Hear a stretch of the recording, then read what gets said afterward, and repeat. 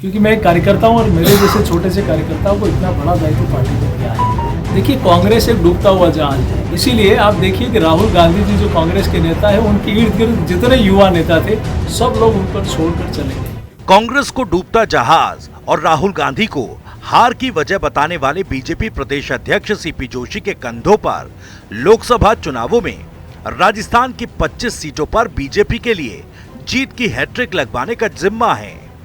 ये जिम्मा उन कंधों पर है जो कंधे विधानसभा चुनाव में बीजेपी की जीत के चलते और ज्यादा मजबूत हो गए हैं। हालांकि इस मजबूती के बीच एक ऐसी भी चिंता बीजेपी प्रदेश अध्यक्ष सीपी जोशी को सता रही है जिसने उनकी रातों की नींद उड़ा रखी है, और वो चिंता ये कि भले ही प्रदेश अध्यक्ष के नाते प्रदेश में पार्टी की कमान उनके हाथों में हो, लेकिन शीर्ष नेतृत्व की रणनीति के चलते कहीं लोकसभा चुनाव में उनका टिकट न कट जाए। और न केवल मोदी शाह की रणनीति बल्कि सीपी जोशी की खुद की एक पुरानी अदावत भी कहीं लोकसभा टिकट के रास्ते में उनका रोड़ा न बन जाए।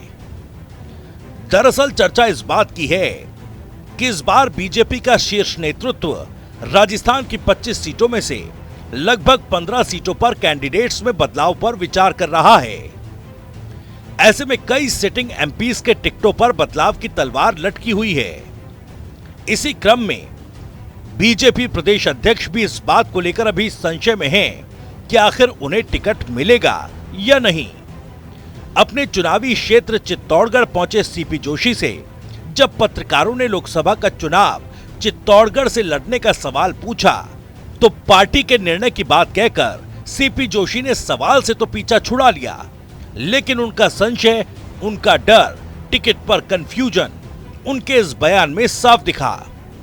ये पार्टी तय करेगी, मैं चुनाव लड़ना नहीं लड़ना, यहाँ लड़ना, क्या करना, क्योंकि मैं एक कार्यकर्ता हूँ और मेरे जैसे छोटे से कार्यकर्ताओं को इतना बड़ा दायित्व पार्टी ने दिया है। तो हमारी सबकी जिम्मेदारी है, पहला दायित्व कि 25 की 25 लोकसभा सीटें राजस्थान से हम सब लोग मिलकर, टीम राजस्थान मिलकर जीते। इसके लिए हमारा मुख्य उद्देश्य है चुनाव लड़ना, वो पार्टी निर्णय करेगी। हालांकि सीपी जोशी का ये कंफ्यूजन सिर्फ पार्टी की रणनीति और फैसले के परिधि के भीतर सीमित नहीं है, बल्कि इस डर के पीछे वो नाम भी है जिससे सीपी जोशी की सियासी अदावत छात्र राजनीति से रही है। दरअसल चंद्रभान आक्या के समर्थकों ने आरोप लगाया था कि विधानसभा चुनावों में अपनी व्यक्तिगत अदावत के चलते सीपी जोशी ने आक्या का टिकट कटवा दिया था। वो बात अलग है कि आक्या ने बीजेपी से टिकट न मिलने पर निर्दलीय उम्मीदवार के तौर पर जीत दर्ज कर अपनी सियासी ताकत साबित कर दी थी, और अब सीपी जोशी को डर है कि आक्या की बढ़ी हुई सियासी ताकत उनकी लोकसभा दावेदारी और टिकट पर बड़ा पलटवार न कर दे। आपको बता दें कि विधानसभा चुनावों में निर्दलीय जीत के बाद आक्या ने बीजेपी के राष्ट्रीय अध्यक्ष जेपी नड्डा से भी मुलाकात की थी, पार्टी को अपना समर्थन भी दिया था। आक्या के उस दिल्ली दौरे को लेकर भी ये कहा जा रहा था कि आक्या ने लोकसभा चुनाव में पलटवार का मन बना लिया है।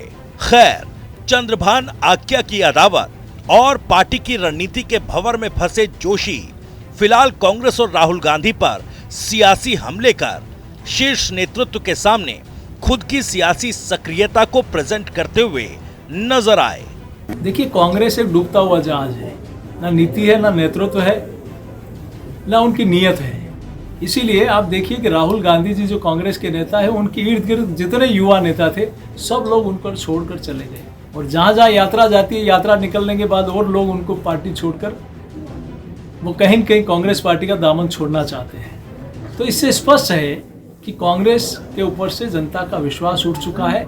विश्वास है तो सिर्फ और सिर्फ नरेंद्र मोदी जी के ऊपर, भारतीय जनता पार्टी के ऊपर, क्योंकि जो कहा वो करके दिखाया।